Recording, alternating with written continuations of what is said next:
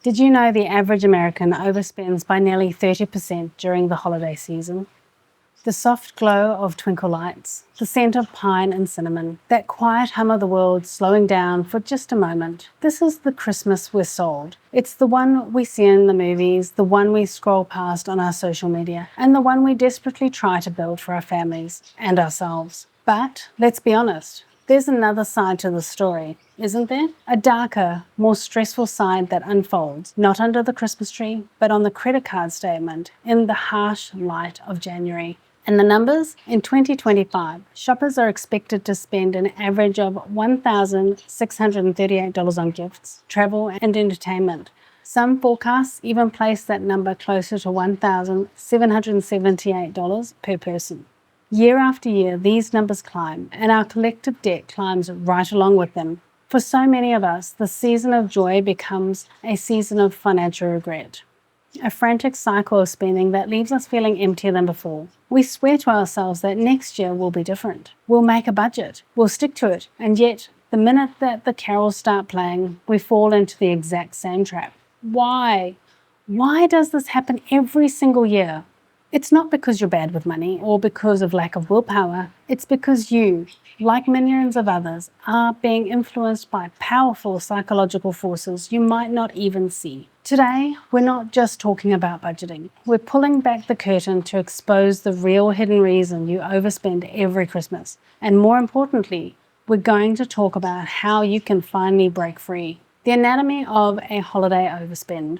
Let's talk about Sarah. Sarah absolutely loves Christmas. By November 1st, her mind is already a blizzard of possibilities. She's picturing the perfect day, her family gathered around the gorgeous tree, laughing, with piles of thoughtfully chosen presents underneath. Her home will be magazine-worthy. The food will be spectacular, and every single gift will create a moment of pure, unfiltered joy. This is the dream.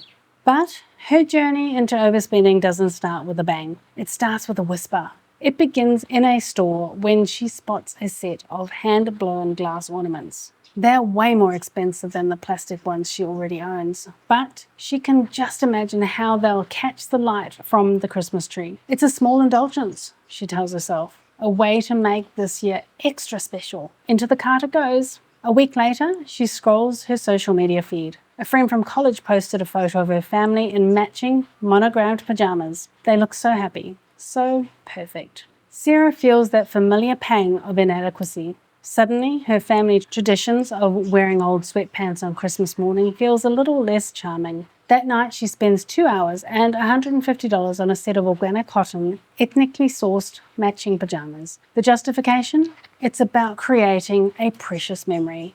The big one hits during the Black Friday sales. Her husband has a decent watch, but he once casually mentioned that he admired a much more expensive brand. A brand that now, for a very limited time, is 30% off. Her brain isn't calculating that the watch is still incredibly expensive. It's screaming that she'd be losing money if she didn't buy it right now. It's a deal. It's a perfect gift to show him how much she loves and appreciates him. The purchase feels like a victory, a rush of adrenaline. She clicks buy now, ignoring the quiet, anxious flutters in her stomach. By mid-December, Sarah's dream of a perfect Christmas feels more like a relentless, expensive chore. Her budget is a distant memory. The gifts are hiding in closets, their price tags are haunting her. The joy she was trying so hard to manufacture feels fake, replaced by a low-grade, consistent anxiety. She's trapped in a cycle that she doesn't understand, one driven by emotions, expectations, a deep-seated fear that if she doesn't spend enough, maybe she isn't enough. Sarah's story isn't unique. It's the story of millions of us, every single year. The psychological trap hiding in plain sight. Sarah's experience isn't some personal failure. It's a textbook case of falling into a series of well-known psychological traps. These aren't character flaws. Think of them as predictable brain glitches, but once you see them, you can start to sidestep them. The first and most powerful trap is social pressure and comparisons. We're social creatures, hardwired to measure our own happiness against our peers. In the age of social media, this instinct is in overdrive. Your feed becomes a curated highlight reel for everyone else's seemingly perfect holiday. The extravagant gifts, the flawless decor, the joyful family portraits. It's an endless stream of comparisons that can make your own reality feel like it's not measuring up.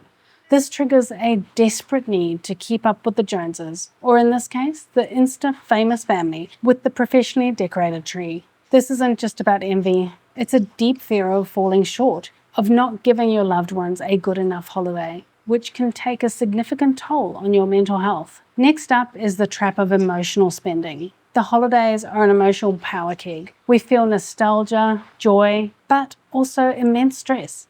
And for some, deep loneliness. Many of us use spending to cope with these intense emotions. Stressed at work?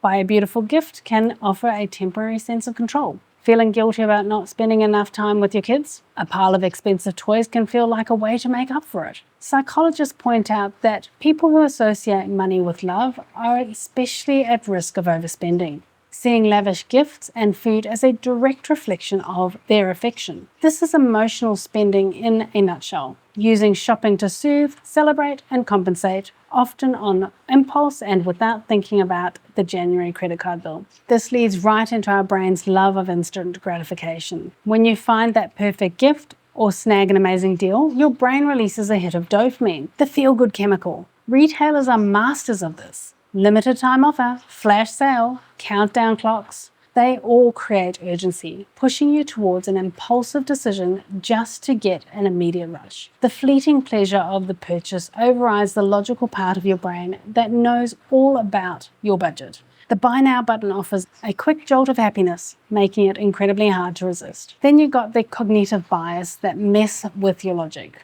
Anchoring biases is a huge one. When a store shows you an item that's original price was $200, right next to its sale price of $120, your brain anchors to the higher price. You don't see that you're spending $120, you see that you're saving $80. This makes the purchase feel like it's a smart financial decision, even if the item is still way out of your budget.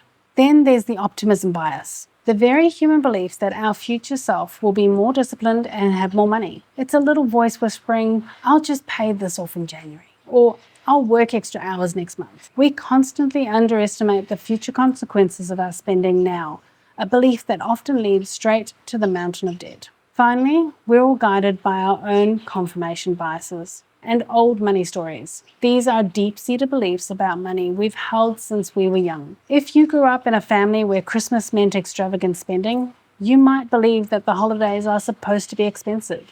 This becomes a self-fulfilling prophecy. You'll unconsciously look for ways to spend that confirm this story, ignoring any proof that the joyful holidays could be less expensive. In fact, a recent survey found that 76% of Americans experienced emotional money wounds triggered by financial pressures during the holidays. We tell ourselves things like, I always go over budget this time of year, and then our actions follow suit, sabotaging our best of intentions. I want you to take a second and think, which of these traps feels the most familiar?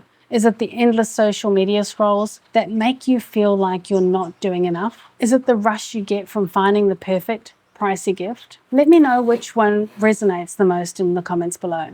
Just acknowledging the trap is the first step to breaking free from it, and I guarantee you're not alone in this. Solving the puzzle with a new story. So, how do we escape this cycle? How does Sarah pull herself out of the spiral of debt and anxiety? The answer isn't in a fancy budgeting app, another long list of money-saving hacks. It starts with telling yourself a new story. One evening, after tucking her kids into beds, Sarah sits at her kitchen table and does the one thing she's been avoiding. She opens the credit card app. The number starts staring back at her and makes her feel sick. The joy she thought that she was buying is gone, replaced with pure, cold dread. This is her rock bottom, but it's also her turning point. The pain of this moment is finally greater than the fleeting pleasure of her impulse buys. She decides right now that something has to change. Not next year, now.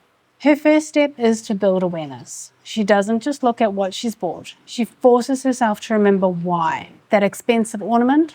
She'd just gotten off a stressful call with her boss. The matching pajamas? She was feeling insecure about seeing her friends post. The watch? She was terrified her husband wouldn't feel appreciated. For the first time, she sees the patterns clearly. She spends when she feels something uncomfortable. This awareness is her new superpower. Next, she moves to set intentional boundaries. This is the hard part. It means having honest, sometimes awkward conversations. She calls her siblings and suggests a change to their gift tradition. Instead of everyone buying expensive gifts for every other adult, what if they did a Secret Santa with a strict spending limit? Or skipped adult gift entirely in favor of an epic potluck Christmas dinner? To her surprise, they're relieved. They were feeling the pressure too. That one conversation lifted a huge weight off everyone. Communicating openly about financial limits is one of the most powerful moves you can make.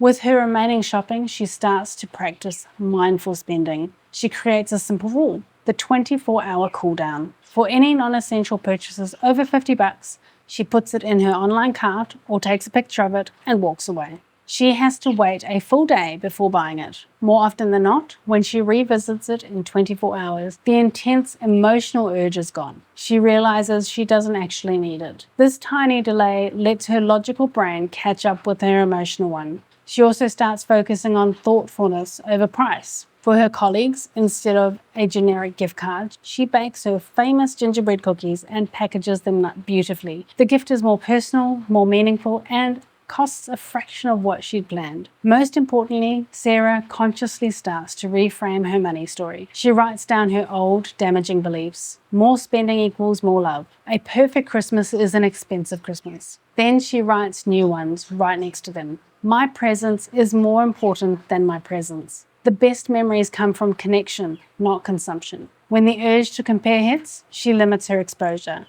muting social media accounts that she knows are triggering. She replaces scrolling with a walk or a book, things that genuinely soothe her stress without costing a dime. Finally, she builds in accountability. She confesses her spending spiral to her husband, showing him the credit card bill. It's humbling, but it's also liberating. He's not angry, he's supportive. Together they make a realistic plan to pay off the debt and open a dedicated savings account for next year's holiday expenses, contributing a small amount each month. Sarah's Christmas that year wasn't the one she had pinned in her Pinterest board. There were fewer presents under the tree, the decorations were the same as last year, but the feeling in the house was completely different. It was lighter, calmer. There was more laughter, more real conversation, more presence. Free from crushing weight of financial anxiety, she was able to truly connect with her family. She discovered the perfect holiday she'd been chasing wasn't something she could ever buy. You can't buy a good Christmas. You can only make one. The journey to debt-free holiday isn't about restrictions. It's about intention. It's about understanding the psychological forces quietly pulling your strings and choosing to write a new story for yourself.